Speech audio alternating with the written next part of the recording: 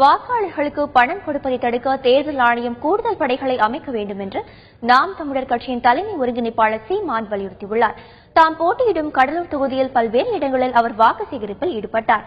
திறந்த வாகனத்தில் வீதி வீதியாக சென்ற சீமான் தமக்கு ஆதரவு அளிக்குமாறு வாக்காளர்களை கேட்டுக் கொண்டார். பின்னர் அங்கு தந்தி செய்தியாளரிடம் பேசிய சீமான் களப்பணியில் ஈடுபடாத திராவிட கட்சிகள் பணத்தை மட்டுமே நம்பியுள்ளதாகவும் குற்றம் சாட்டியுள்ளார்.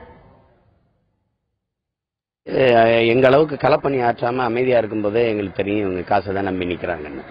அது அந்த கடைசி 2-3 நாள்ல அதிகாலையில 3 மணிலிருந்து 5 மணிக்குள்ள காசை கொடுத்துருவாங்க. இந்த கட்சிகள் ஏற்கனவே பணத்தை இறக்கி அவங்களுக்கு கட்சி அடிக்கட்டமைப்பு இருக்கு. ஒன்றியம், நகரம், பேரூராட்சி, வட்டம், கிளைன்னு அங்கெல்லாம் பணத்தை வச்சிருந்து அப்படியே 100 குடும்பம் 200 குடும்பங்களுக்கு எடுத்து இரவா கொடுத்து விடுறது ஒரு பெரிய சிரமம் இல்லை. அதை தடுக்கிறதுக்கு தேர்தல் ஆணையம் தான் இன்னும் கூடுதலா ஒரு படை வச்சு கூட தடுக்கணும். ஏன்னா இப்ப நாம போய் செய்ய முடியாது, அது பிரச்சனைகள் வரும்.